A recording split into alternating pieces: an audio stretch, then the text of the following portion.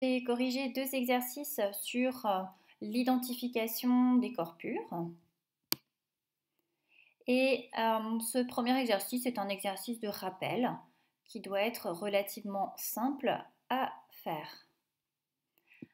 Alors, on te montre 4 échantillons de matière et on te demande de remplir le tableau suivant.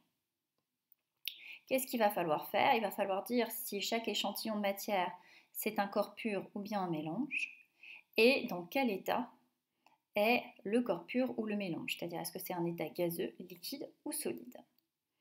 Alors pour cela, on a représenté la matière en utilisant une forme. Par exemple ici, voilà. Donc ça veut dire qu'on a représenté une molécule sous une certaine forme. Par exemple ici c'est un triangle, ici c'est un cercle, ici c'est un autre cercle. Et ici on a 2 formes, donc on peut se dire qu'il y a 2 molécules, 2 différents types de molécules. Ce qui nous permet déjà de répondre assez facilement, est-ce que c'est un corps pur ou est-ce que c'est un mélange? S'il y a 2 molécules différentes, dans ces cas-là, on aura un mélange. 4. Et par contre, 1, 2 et 3 sont des corps purs.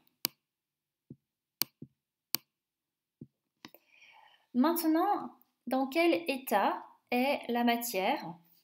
1, 2, 3 et 4. Qu'est-ce que l'on sait? On sait qu'un gaz occupe tout l'espace qu'on lui donne. On sait qu'un liquide va s'adapter à la forme d'un récipient.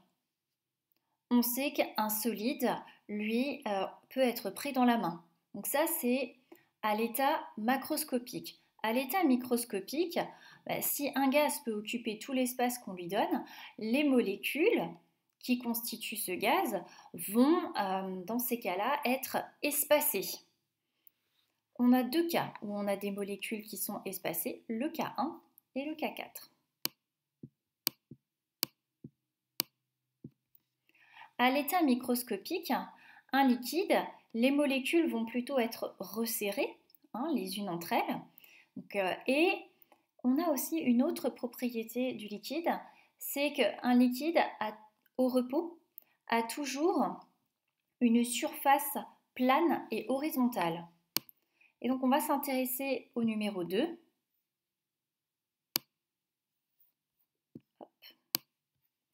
Et j'ai pris la règle pour te montrer, c'est pas évident de manipuler la règle, bon, on est quasiment, que le numéro 2 a bien une surface plane et horizontale, mais pourtant, il est un petit peu renversé. Si tu prends un verre d'eau, que tu l'inclines légèrement, eh bien la surface reste toujours plane et horizontale. Donc le numéro 2, c'est un liquide. En revanche, le numéro 3, la surface, elle n'est pas plane et horizontale. Les molécules sont bien collées, entre guillemets, les unes entre elles. C'est donc un solide.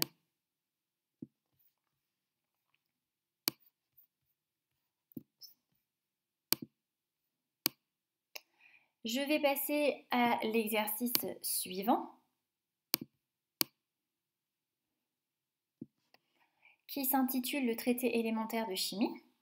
On te dit que le traité élémentaire de chimie a été rédigé par un des chimistes les plus influents de l'histoire des sciences. On te demande de rechercher le nom de l'auteur qui a écrit le traité élémentaire de chimie. Eh bien, ce fameux chimiste, c'est Antoine Laurent Lavoisier, qui est né en 1743 et mort en 1794. Juste pour information, Antoine Laurent Lavoisier a été mort guillotiné. Et c'est bien une tragédie d'avoir, on va dire, tué quelqu'un de si important. D'ailleurs, son grand ami mathématicien Louis de Lagrange a dit: il ne leur a fallu qu'un moment pour faire tomber cette tête, et 100 années peut-être ne suffiront pas pour en reproduire une semblable. Donc juste pour souligner à quel point on a assassiné un personnage scientifique si important. En quelle année ce traité a-t-il été publié? Mais il a été publié en 1789. Et quelle grande loi scientifique y est énoncée? On te demande de l'expliquer brièvement. Alors la loi qui est énoncée, c'est la loi de Lavoisier. Mais alors qu'est-ce qu'elle dit cette loi? Eh bien cette loi, elle dit qu'il y a conservation de la masse au cours d'une transformation chimique. Et qu'est-ce que ça implique? Eh bien ça implique que dans une transformation chimique, les atomes qui vont constituer les réactifs, ils vont être redistribués pour former les produits. C'est la célèbre phrase qu'on entend finalement assez souvent. Rien ne se perd, rien ne se crée, tout se transforme. Alors juste pour te donner un petit exemple, j'ai pris la combustion du carbone. Donc à savoir que Antoine Laurent Lavoisier a expliqué le phénomène de combustion. Il a aussi déterminé la composition de l'air parmi ses illustres travaux. Donc si on revient à cette transformation chimique, qu'est-ce que ça te dit? Eh bien, ça te dit que le carbone en présence de dioxygène réagit et se transforme en dioxyde de carbone.